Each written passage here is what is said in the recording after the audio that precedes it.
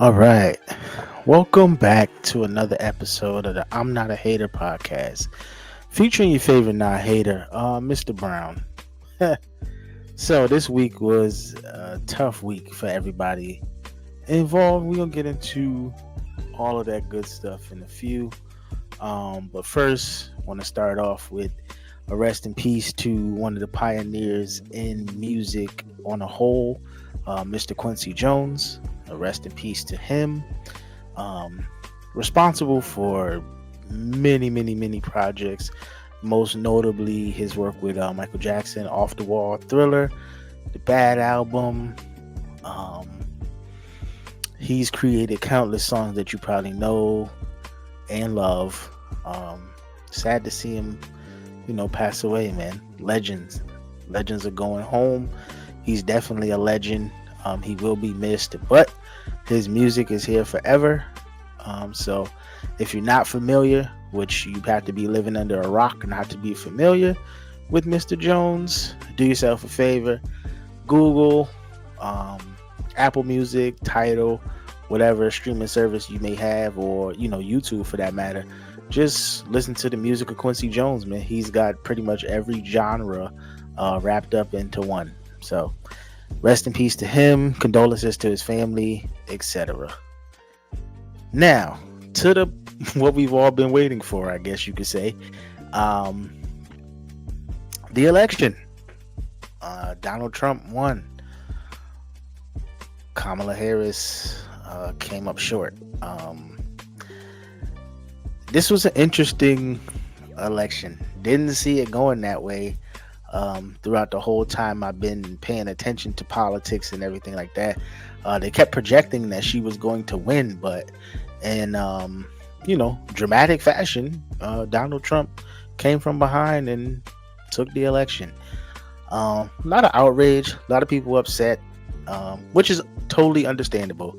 And we're gonna get into why I'm bringing that up in a second, but you know, just really no words. Trump won the election. People who voted for Donald Trump are excited. Those who didn't vote for him are feeling uh, remorse, sadness, whatever adjective I could use to explain that. That's what they're feeling. Um, and truthfully, it sucks. The unknown, not knowing what he's gonna do, how he's gonna do it, when he's gonna do it, who's gonna help him do such things as what he's been broadcasting that he wants to do. Um, the fear of the unknown is kind of what this whole election was based off of. The people who voted for Trump had the fear of the woman of color running the world, and the people who voted for Kamala Harris in return had the fear of Donald Trump being this overlord dictator, and basically destroying the world. So you had both fears on both sides. It just depended on what you picked as your fear, and who you voted for, in truth. Surprised by the demographics, who voted for who. Um, I would have thought after the whole Puerto Rico being a island of floating garbage, that more Latina people would have voted with Kamala Harris, but that was shown to be false. Um, Also, uh, white women, and I'm treading water as I'm saying this, but white women didn't side with her, and surprisingly sided with Trump. So for one, that tells me a few things. That whole abortion, reproductive organ thing wasn't that big of a deal. And just the natural landscape of things, they wanted things to stay the same. They voted with their husbands. Unfortunately, black women and black men, for the most part, voted for Kamala Harris. And that's pretty much what you saw. To be completely truthful, I did vote for Vice President Harris. Um, but looking back, yeah, I I I voted for her because I did not want to see Donald Trump in office, right? Because you got whole the whole thing with Donald Trump. You don't know what he's unpredictable. You don't know what he's going to do, how he's going to do it, how that's going to go, and when it's going to take place. So you look at that, and you basically the fear of the unknown. You cast your ballot. But don't be surprised by that, because it's been happening, and I'm gonna jog your memory a little bit. It's been happening since 2008. You voted for Barack Obama. You voted for Barack Obama because you were tired of George W. Bush, right? George W. had been in office. He had went through 9/11. He had got shoes thrown at him by people from other countries, and you needed new hope. You needed change. Barack Obama gave you change. You voted for him. You voted for him again in 2012 because he was doing a good job, and you knew that he needed to finish the things that he started in 2008. After that, when you get 2016, you had Hillary. Hillary was there. People didn't vote for Hillary out of the fear of what the Clintons had done back in Bill Clinton's original term, with the mass incarceration of people. A lot of people don't know that, but again, do your research. They vote for Donald Trump. He exposes all these things about having these emails and everything else. Just makes it look bad. People vote for Trump. You get to 2020. Now you run into the pandemic and everything else that Trump had did the first go around, and you want to get rid of him. You vote for Joe Biden. Now, according to Bernie Sanders, the Democratic Party wanted to remain with the status quo. America is tired of the status quo, angry, and out of the fear of the status quo continuing, they voted for Donald Trump. Sounds like out of fear, people want change. Crazy enough, but it worked. Don't know what's going to happen these next 4 years. Basically, you just got to let it play out. But if you've been working and doing what you need to do with your life and living the correct way, I believe at this point, you probably won't have too many issues. There's things that are scary about it. Don't get me wrong. But at the same time, don't let that fear paralyze you into not living your life and doing the things that you need to do to make sure that you're living a comfortable life for you and your family and the people around you.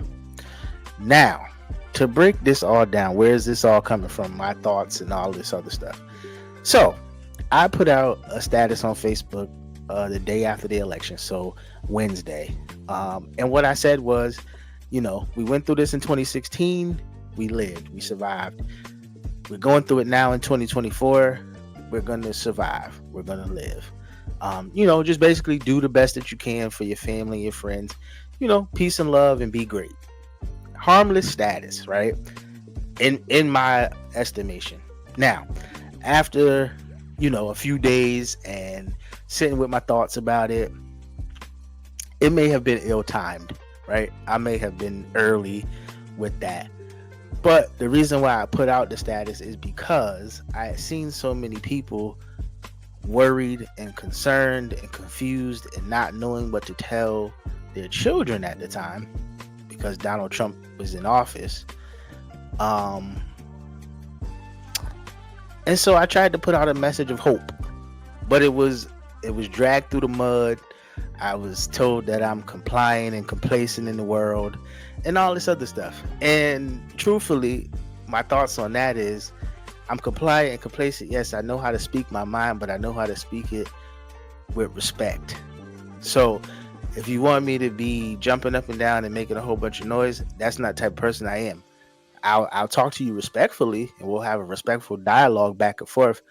But attacking my character online, from all angles was kind of unnecessary. Again, the status was just a message of take a deep breath. You can get through this. Just have a little patience. have a little hope. Not saying that people can't be angry, because I understand your anger. Truthfully, I'm angry just as well, because I didn't want to see Donald Trump in office. Not feeling it really. But at the same time, I know from past experiences, I was upset in 2016. I still had to get up that next morning. And at that point, I was starting a new job. I had to get up that next morning and go to my job. I had to work. So my mind is a little different. I think just a little different. And again, I wasn't irrational with my anger. It was just like, look, we're going to be all right. We're going to make it through. Like, we're not going to just fall off the cliff because we got a change in president. Like, you keep working, you keep doing your thing. Like I said, it probably was ill-timed. It probably was at the wrong point. I could have waited a couple days, but I felt like at that point, we just needed to just have it out there. Yo, you're going to be cool. But people didn't take it that way. And people tried to tell me, like, you know, I don't care about black women and all this other stuff. I came from a black woman. May she rest in peace at that point. So that was a little, that dig was a little hurtful. Like, I came from a black woman. I know the power that black women have in the world. Now, is the black woman held in high esteem at the top? No. Unfortunately, they're not. And it sucks because, again, there's some powerful black women out here in the world doing great things. Does it always get recognized? No, it does not. Should it be? Yes, it should be at the top of everybody's list to give black women the credit and the love that they deserve. And from this point on, I've never even said a bad thing about a black woman, to be completely honest. But you won't catch me doing that. Like, I give love to them 1,000%. Just for me, it just seemed like you guys were upset. And again, like I said, I completely understand it.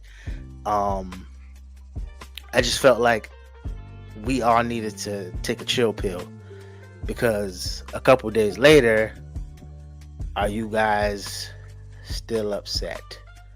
And you may very well be, but at the same time, like, there's no need to attack each other. Like, I felt attacked. I'm gonna just be honest. And it was no need for that. Like, I wasn't attacking anybody. I was just clearly making a statement, like, have some hope. That's it. Just have some hope. You'll be fine. Was it probably at the wrong time? I reiterated that like 3 times now. It probably was the wrong time, but I didn't need to be told like, oh, you're gonna thrive and survive because you're a man. I don't have any more privilege than the next person, because at the end of the day, this black skin I have does not grant me any privilege. As a matter of fact, I'm probably lower on the totem pole than a black woman. Black women are more successful now than black men. You don't need no chart and no bar graph to define that. You see it every day. They run in Fortune 500 companies. Oprah's a billionaire. Need I go on? Like, it's not. I don't have any more privilege because I'm a male. So that needs to be debunked. Number one. And yeah, like I said, I didn't need to be lectured at. Like, y'all could have kept that. I hated the fact that y'all even felt the need to even go that far. Like, I didn't say anything crazy. I didn't say like, hey, shut up and pull yourself up by your bootstraps and get to work. I didn't do that. I just basically said, hey, do what you can, do the best that you can right now, and everything will work out if you do that. If you do those things. Basically, it's a proven track record. If you do what you need to do and do your thing, you'll be fine. If you constantly worried about the next thing, or worried about what the next person is doing, you ain't gonna get nothing done. Tunnel vision. Put your head straight and work. That's how I look at things. I'm sorry, that's just the way, we can have a healthy debate, but that's just the way that I was pretty much brought up. Like, you focus on what you could do, and if you're working with somebody, then y'all work together and make that thing work. But if you're doing it by yourself, then you gotta tunnel vision to get the job done. It's unfortunate that Vice President Harris didn't win. Um, but in truth, in talking with people in the community and everything, they're saying that she didn't really say anything that she was gonna do that made them feel, you know, safe voting, changing their vote for her. Um, yes, she was gonna help the middle class, but again, that's the status quo of the Democratic Party, to help the middle class um prosper and grow. But in the end, is the middle class really growing? Are they prospering? Is somebody from the middle class now elite? Have they gone upward, or are they still moving in the same line? Think about it. I'm not saying that Trump's economic plan is going to just make everybody millionaires. No, but is what she was saying going to help you thrive at this point? And I know y'all want to jump up with Project 2025. That is not associated with Donald Trump. That is the Make America Great Again people. Now he has the slogan, but he has not associated himself with that plan. Now he's going to bring back prayer in the school, and he's going to do the Department of Education thing, and that's going to be some changes, yes. And it could be a little scary with the funding for public schools, like I mentioned before, yes. But at the same time, like, that's just one thing. Now, immigrants and all those kind of things, America is the land of the free and the home of the brave.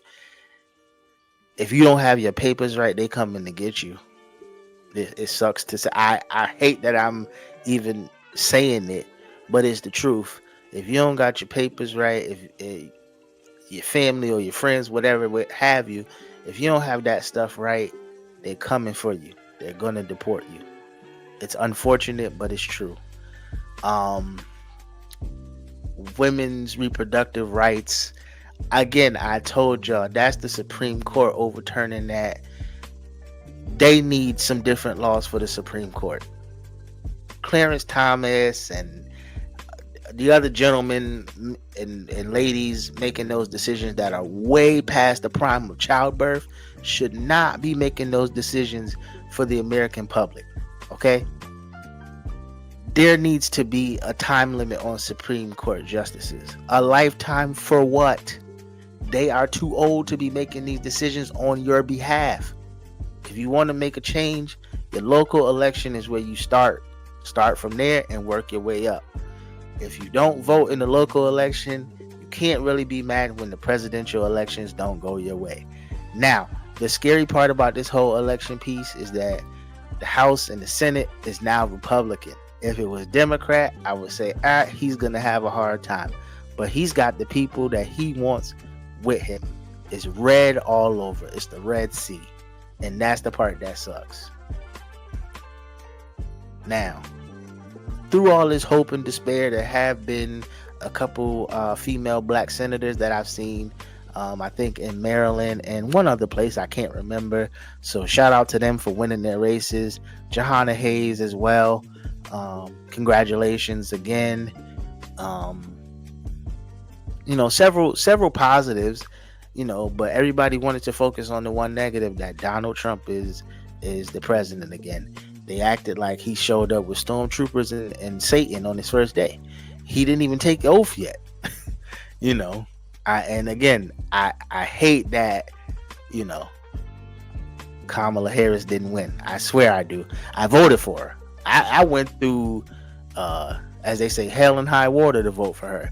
I had to end up going. I'm gonna just tell the story. I had to end up going to City Hall to vote for her. Okay. I went the extra mile when I could have easily been like, I'm not even gonna vote. But I wanted to do my patriotic duty, my democratic duty, civil duty, and vote. So everybody who came at my neck and my throat because I said we gonna be all right, talk to me. Let me know why you felt the way you felt, because I'm still trying to understand it. I know certain people I've talked to, and we agree to disagree, and we understand each other now. But we gotta trust in God if you believe in God. And I know, like I said, ill-timed message. I probably didn't give people time to heal, but um, God is gonna carry us through. He's gonna make sure that it ain't gonna be easy. Like, we gonna get some bumps in the road. But hit your knees and pray. And again, I'm probably doing what everybody that's a therapist and whatnot has probably said not to do. I'm doing the opposite. But at the same time, like, this is what I know. This is what I've been taught. So I'm just displaying my views on this here podcast. But at the same time, like, hey, we can agree to disagree. I listen to I'm gonna call him out. I listened to my cousin Ace. Okay, he went live, Dedication TV on YouTube, for those that want to know. He went live the other day. He actually voted for Trump, and he listen, proud supporter. I was shocked, but at the same time, like, again, we can agree to disagree. I'm not gonna turn my back on him, and he's no longer my cousin because he voted for Trump. Like, I probably work with Trump supporters. Again, this is just me being honest. I don't have nothing written. I'm just talking about last week. I probably work with Trump supporters. They're probably there every day. But again, I'm not, and we're not having racial divides back and forth. Proud Boys did not jump in the car and we riding at dawn. They didn't do that. They somewhere proud and happy that they won. They'll listen. As far as being in public, and again, you can agree to disagree with this at all. I'm just talking, right? I'm just having healthy dialogue. If you act accordingly and in public, right? You mind your business, they mind theirs. Nothing has to happen.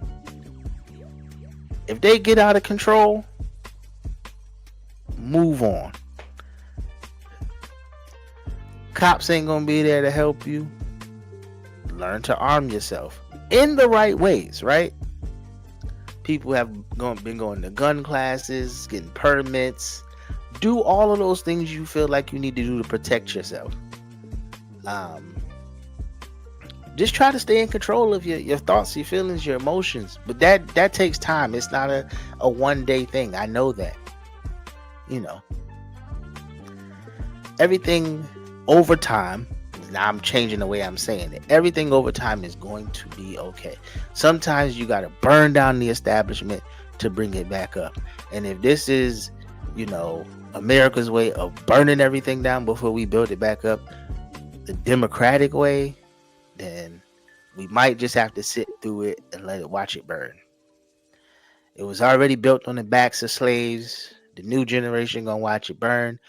We'll rebuild it the way we need to, and from that point, the world will be different. I just hope that we can stay united, don't be divided.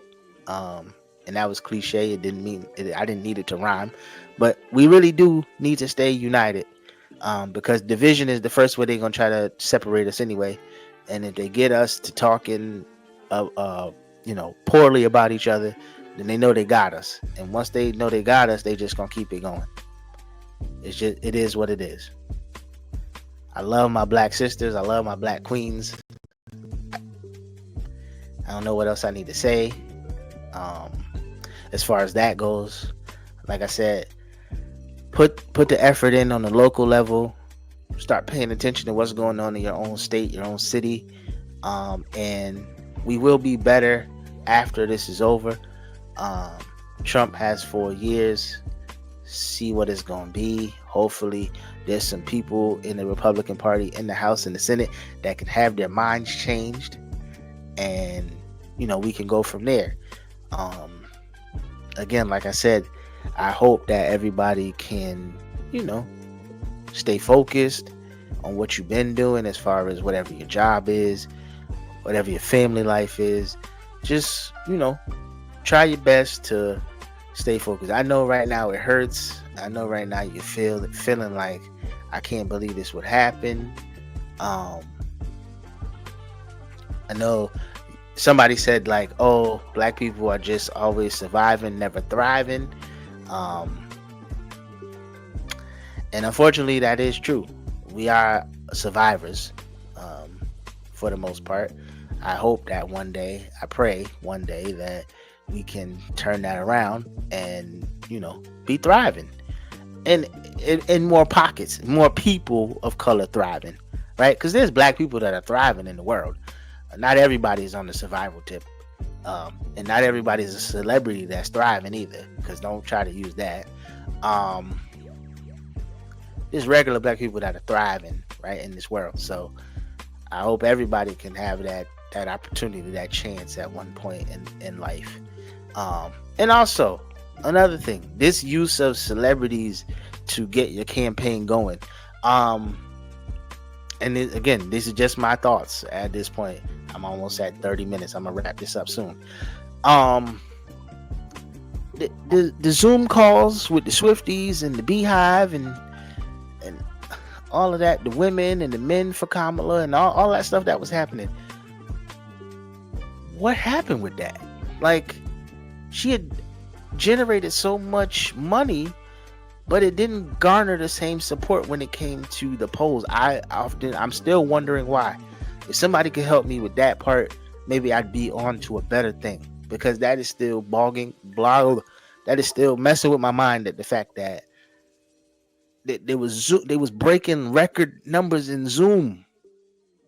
Trump ain't had nan Zoom. He had regular, what you call those things, meetings with people out he got shot at one of them.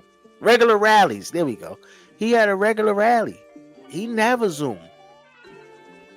So where was the correlation between what was going on in the Zoom and election day? Why did those women who were in the Zoom not vote for her? I'm still wanting to know that. Like, I voted for her, but I want to know why they didn't vote for her. That would be amazing to find out. I hope y'all share this to everybody so that somebody can answer me to that. Why didn't they vote for Kamala Harris? I know Trump supporters going to be all over it, like, they didn't vote for her because of this. Why didn't they vote for her? I know why black women and voted for her. I know why I voted for her. I know why, some white women voted for her. But why didn't the majority of them vote for her? Because I truly believe that if that had turned over and the Latino vote had turned over, Trump would have only had white men in his corner. White men in his corner and the 20% of black men in his corner. And then we would have been looking at a different election. But why didn't those Zooms and whatever she was saying in those Zooms, why didn't that remain in their minds and pull at their heartstrings when they got to those polls on Tuesday? Just something to think about. But at this point, I think I've said enough. Hopefully y'all don't crucify me anymore. Again, this is Mr. Brown. I'm not a hater. I'm just speaking the truth, or my truth. I love you all. I appreciate everybody who takes the time to watch these things, listen to them, whatever the case may be. Like, subscribe, comment, tell a friend to tell a friend. This is the Not Hater Podcast. I'll be back with another episode on Wednesday regarding... I had another brain fart. I keep doing that every week. Regarding the Dash, how to live a good life. I always remember at the end when I'm about to log off of this thing. Peace and love. I appreciate y'all. Signing off. I'm out.